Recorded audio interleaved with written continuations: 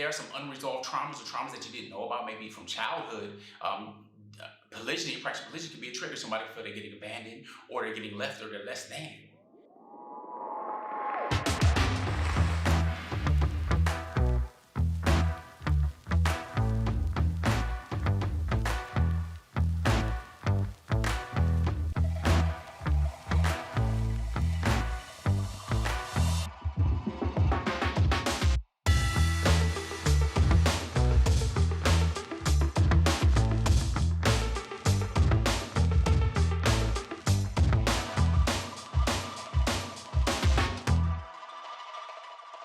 Assalamu alaikum, peace. I'm Coach Nazir, one of the founders of Outstanding Personal Relationships and one of the co-authors of Let's Talk Polygyny Uncensored.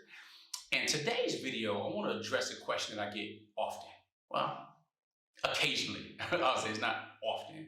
But I'll get brothers that sometimes ask, and even ladies that ask, they say, you know what, well, do you regret anything or different ways on how you did things when it comes to polygyny?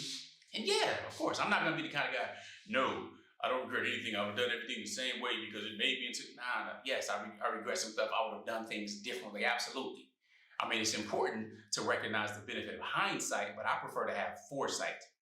Okay, so yeah, I'm not going to front, but yes, a couple things. One very, very important thing is being more assertive as a leader.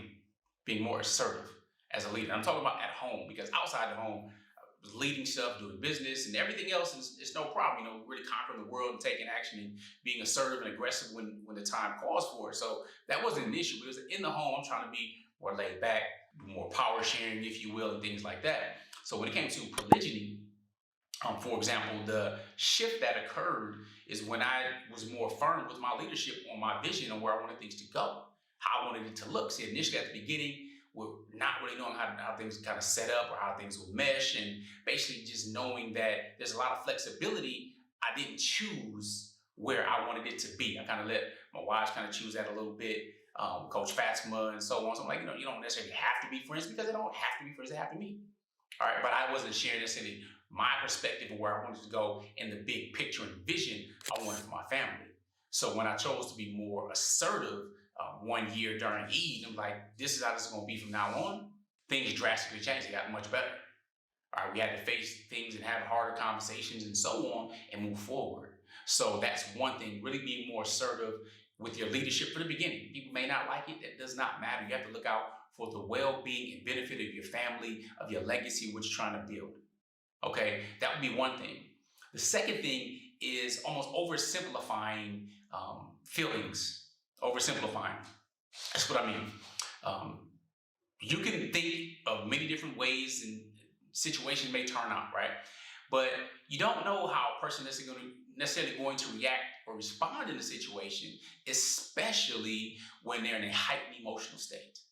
So they, for example, sometimes people have maybe been through trauma, right? Or let's say PTSD and been on the battlefield. And there are even animals that have been on the battlefield. Bomb-sniffing dogs, for example. So if they hear an explosion or a firecracker, they may be a totally different neurological response that their body, their brain has already put together in their neural synapses that causes an issue. So if there are some unresolved traumas or traumas that you didn't know about, maybe from childhood, polygyny, practice polygyny can be a trigger. Somebody feel they're getting abandoned, or they're getting left, or they're less than. And they don't know they had that stuff to work out within themselves. They maybe have not went to therapy or had the personal growth, and you may not be aware of it yourself. So oversimplifying feelings. So I looked at it, hey, polygyny is something that's already allowed. You already know it. Coach Fatimah, for example, is already helping and coaching other people in regard to this aspect of our religion of Islam. So I'm like, okay, she already knows the deal. She knows I'm already a good guy. I'm providing, doing everything for my family. So, it might be some issues, personal issues so far as, adjusting and so on, but that's just oversimplifying things. All right, had I thought a little deeper on it and had more conversation initially in the beginning just about the topic, period, which is another thing. Even though I was not out actively pursuing and looking to go ahead and marry someone else, and like traditionally polygynous unions come together, I still could have had that conversation. We know polygyny existed. We know it's a form of marriage. Why not talk about it, discuss it regardless on the 2nd, 3rd, 5th, 10th year of marriage? All right, I already had some books and everything about it on the bookshelf, but I didn't know anybody that was practicing. I wasn't looking for it and anything like that. I was open, but still, I also had other assumptions that you had to have such and such amount of money and it has to be looked like this and all this type of stuff because there wasn't something like outstanding personal relationships out there that was teaching and coaching and showing you practical ways to do it because unfortunately a lot of our religious and faith leaders fail us and then many people's marriages are failing anyway, so they're not good at just one. Or that's if they get married at all. You know what I'm saying? So it is what it is. Nevertheless, that will kind of be the second thing. And the third thing would be to not only have that discussion with your wife and really get an understanding of what's going on and try to see how things can be worked out, but also dealing with the children that you have. All right, nothing should necessarily be a surprise on them and so on. Just they should already know about polygyny as another form of marriage, period. Even if you never intend to practice it.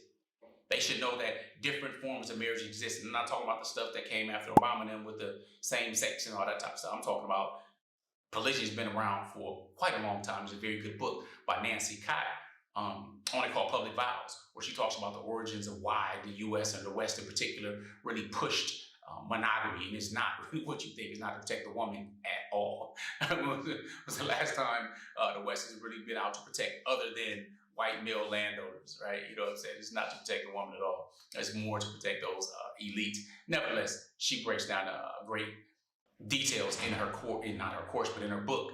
She's a Harvard professor as well. Nevertheless, I just want to kind of share those things that, I wish I'd have done them. I would do them differently if I could do them over, but that's not how life works. Life goes in one direction.